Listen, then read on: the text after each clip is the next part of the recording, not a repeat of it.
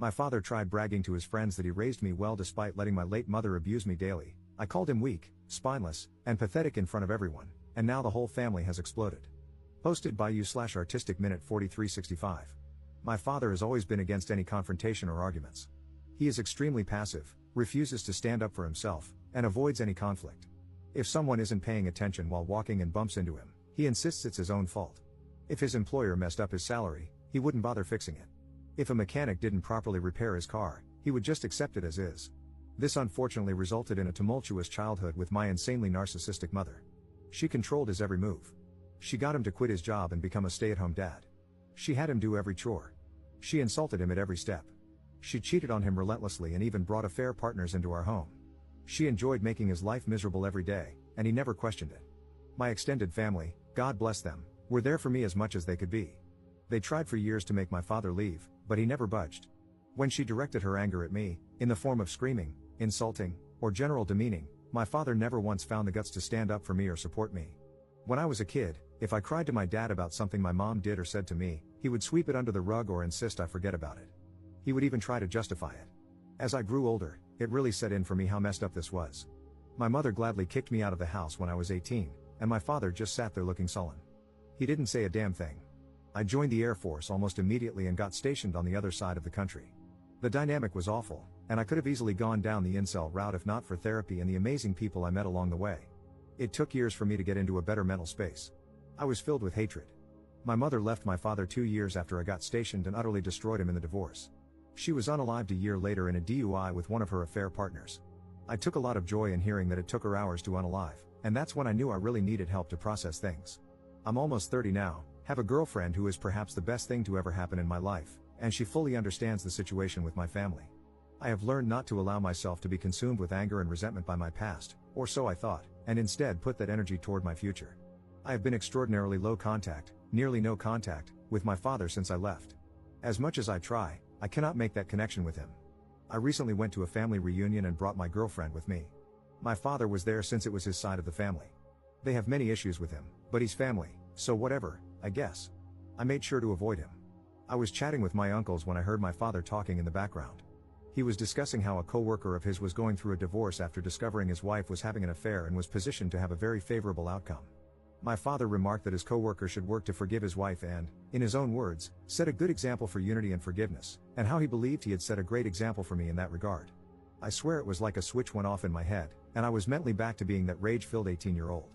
All these years, and he never learned a damn thing. I turned to him and asked if he was effing serious. He looked at me and started to stutter.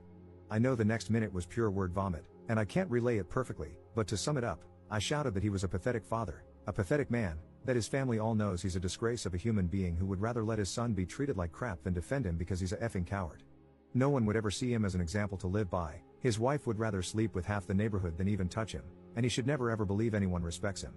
I began to derail and ramble between my shouting, and my girlfriend quickly took me out and drove me home.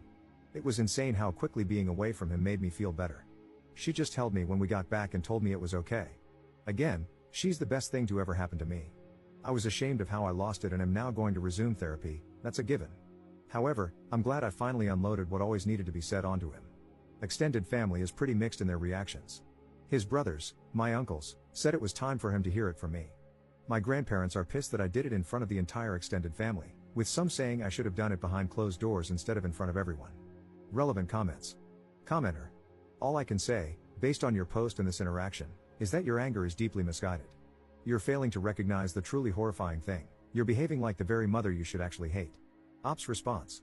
Oh, trust me, I fully hate her as well, but she's gone, and there's no use holding a grudge against a dead person.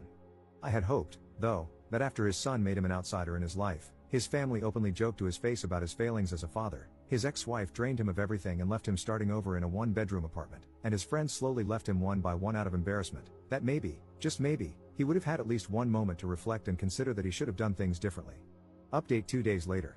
Thanks for the advice and recommendations, even among some of the responses calling me the jerk. However, some of them needed to be addressed because they were either hilarious or cringe-worthy. Some of the responses were very angry, and they confused me at first, until I saw their comments further down or checked their profiles and saw rants about double standards or complete non-sequitur ramblings about women. So yeah, not helpful advice, but they served as great dark reflections of how I could have turned out if not for the support in my life. Some attempted to portray my dad as a humble, kind, caring, sensitive old man, and made it seem like I was just being a big bully. This was a good insight into how enablers of abuse get away with so much in today's world, because so many people forget that they are part of the abuse themselves. Others tried to mentally dissect me or have a gotcha moment to pull apart my story. That was generally asinine, and I had to step away from those before they asked for my cranial measurements or something. So, it was pretty much the next morning when I realized I needed to address the events of the night before. I first spoke to my girlfriend and gave a sincere apology for having her see me like that. She reassured me that nothing was wrong. She's known me for years, has always known me to be level-headed, and understands why I snapped. She has her own history of dealing with narcissistic families, so she absolutely understands the dynamic. She only really suggested that it would be best to work on spending time around my extended family since my father will always be there. I told her not to worry, that I would immediately talk to them afterward to figure that out. So, that part's fine. I may have looked kind of like a jerk in front of her, but I'm making sure that doesn't happen again. I also informed her of my intentions to resume therapy to keep myself steady, which she was happy to hear. I called my grandparents and sincerely apologized for putting such a sore dent in their family reunion. I told them it wasn't appropriate, and while it felt good to say those things to him, it should have been done privately, not in front of everyone. I also explained that going forward, as much as I love spending time with them, since the family always gathers as one group, which includes my father, I need to distance myself occasionally until I feel comfortable being around him again. I reassured them that I'm not, nor would I ever, establish an ultimatum or make demands of them. Either way, I just need to step back for now. I guess during my apology and explanation, I was kind of going on a tangent because my grandfather interrupted me to tell me to calm down.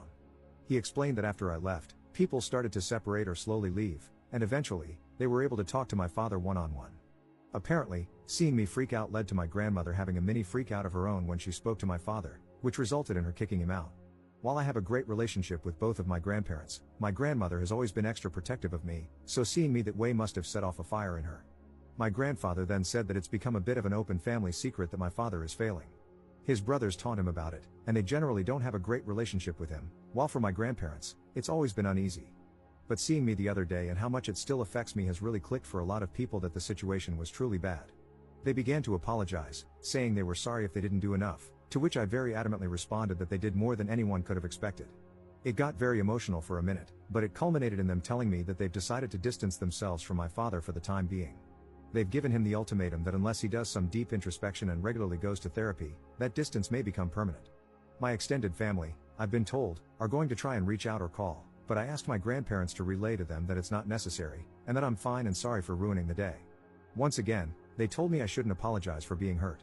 Since then, a few extended family members have sent some messages, with the general consensus being that it's okay, though some older members are complaining about my lack of respect toward my father. And finally, I texted my father, hoping to meet at a local coffee shop for a final talk. When I met him, he didn't look good. I think his parents tearing into him finally got the message through. I had so many things I could have said, but instead, I asked him first if his coworker took the advice he gave him well. He just said that neither the coworker nor several others interact with him anymore. I then asked if he truly, 100% believes that everything he did for me as a child was for my benefit. He didn't really say anything. Finally, I asked if he has any regrets about how I was treated as a child and whether he thinks he did anything wrong. He looked utterly defeated and mumbled that he could have done more. I could have poked and prodded or gone on another rant, but instead, I told him this should be goodbye, and I hope he gets the help he needs. I think finally unloading my frustrations was what I needed to be able to move on and find peace. I absolutely need to stay on track with therapy and admit that a public outburst wasn't okay, but I think I'll be fine now. Second update 3 weeks later. Things have progressed over the last couple of weeks, and I now have broader context about my family. Long story short, a lot was hidden from me. My father was an absolute D-bag to his family, and that's why they treat him the way they do. I received a lot of feedback, and one thing that stood out was people questioning whether my extended family could have contributed to the abuse, which could explain why my father was so feeble.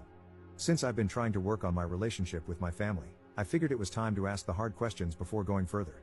I met with my dad's brothers, who invited me out to a popular lunch spot. For context and clarity, Dale is the oldest brother, he is married and has a daughter and a son. My father is the second oldest, self-explanatory. John is the second youngest, also married with a son, and Bill is the youngest, married with 3 daughters.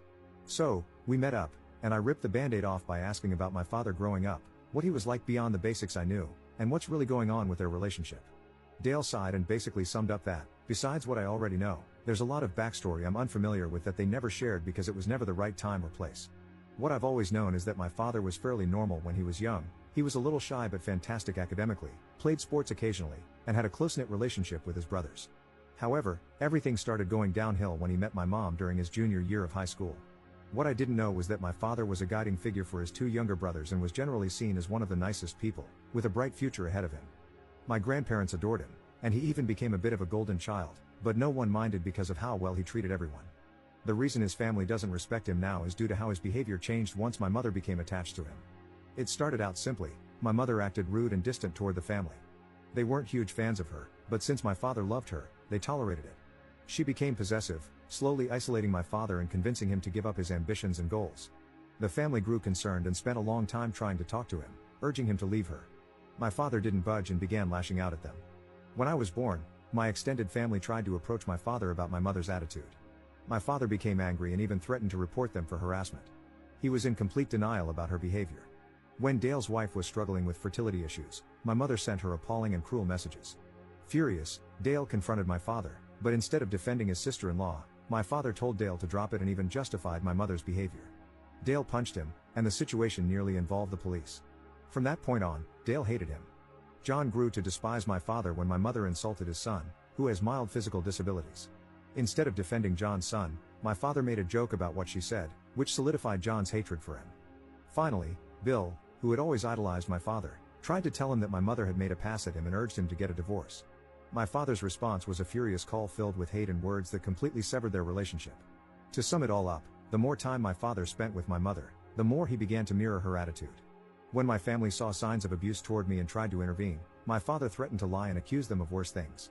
My mother had money and lawyers, and she could make their lives hell if they tried anything, and my father was fully willing to let her. They were stuck and could only do so much at a time. The older members of the family, like my grandparents, great-aunts, and uncles, believe in the traditional mindset of sticking together as a family no matter what, while the younger generations want to keep their distance from my father. They're all stuck between a rock and a hard place. There's more they told me, but it essentially boils down to the fact that my father chose to lay on the hill for my mom, ruining his relationships with his brothers in the process. And when she died and left him destroyed, he probably had to come to terms with the fact that it was all for nothing. My grandparents seem unwilling to accept that he's truly lost, or maybe they still hold out hope that he can fix his life. Who knows? It's been a lot to process, and my father confirmed all of this when he called me to ask about family therapy with us. I cut to the chase and asked if what I heard was true, and he said yes. I might have agreed to family therapy before, but now I have no idea. Notable comments. Commenter. You were basically your dad's meat shield throughout your entire childhood, and apparently, that was a pattern. Turns out, the man threw his own siblings under the bus as well. And now the idea is family therapy. If something is so deeply ingrained that he's willing to throw his child and siblings to the wolves just to maintain his own illusion, then I really don't think let's work on our relationship is the way forward. If anything, if I were you, I'd be very wary that this is just his latest attempt to let others take the heat while he stays out of the spotlight, pretending to be the good guy. Third update 2 weeks later. I came to the decision that it was time to cut off my father for good. The more I learned about who he was, the more I realized that nothing good would come from having him in my life. I'm also going to put some minor distance between myself and my extended family on his side until I can process things more. There's just a lot to work through there. I met up with my father one last time in a coffee shop to talk things over. I asked him one last time, why? Why did he do all this? Why did he let his wife treat everyone like crap? Why did he treat his family and me like crap for her? Why did he do all this? He tried to weasel his way out, but I absolutely demanded to know. And he basically answered that it was because he loved her. Yep, that was his stupid answer. He loved her and just clung to her no matter what she did. No matter how much she hurt him or others, he was an insecure man who latched onto the first woman who showed him attention. Even when she slowly destroyed his life, he thought it was better than trying again. I just got up and told him to fix his life, but I wouldn't be a part of it. I hope he has the sense to understand why. No matter how he tried to word it, I had 2 abusive parents. He didn't say anything, just stared at me. Which leads to last night. I got a call from my grandparents that the night before, my dad had tried to call his brothers and make peace. Unfortunately, from what they said, he did it in the most lackluster, avoidant way possible, sparing himself any guilt. That didn't go well. After recent events and old wounds being dug up, they gave him a verbal lashing that made mine look microscopic in comparison. My dad hung up and lost his crap, decimated his entire apartment before packing up what was left and driving off. They only found out because one of his brothers came to check on him. From what they can tell from the few texts they've received, he's lost his mind after decades of crap and is driving to the other side of the country to start fresh. Also, from the minimal communication they've had with him, he's acting incredibly vile toward them, and they say he seems to be acting just like my mother. Edit. Things are progressing/spiraling very quickly, and I'm expecting this whole insanity parade to come to a conclusion within a few days at this rate. I won't make any real update until I have all the facts, but I'm just glad I made the decision to move on. Fourth update 3 months 2 weeks later. For those who stuck around, I'd say it's over and as wrapped up as it can be. My girlfriend/fiancé and I are getting married later this year. My father is alive. He lost his crap and spiraled, but a couple of weeks later, he came back. His apartment obviously barred him from returning and is pursuing legal and financial damages against him. He has no job anymore and is staying with my grandparents. He has hit rock bottom and has finally taken responsibility for his life, his choices, and his damaged relationships. It's too late for a lot of the family, but his parents are seemingly offering some help now that he's finally trying to fix things. However, the extended family as a whole has kind of blown up. My father became a mascot for deeper family issues that had been worsening over time. There are far too many to go over, but when he was finally called out, everyone realized there was no use in ignoring everything else going on. Minor feuds have formed, some people aren't speaking to each other, and some have entered marriage counseling and family therapy. People don't want to live by the but family mentality anymore. My fiancé and I have decided to distance ourselves. We were kind of disappointed, as we had hoped that since her family is insanely toxic, we could lean on mine. But I've come to realize mine has far too many issues to be reliable. Thankfully, we have a fantastic group of friends, so we'll be fine. And that's about it. I'm wrapping this up and moving on to a far less bitter lifestyle.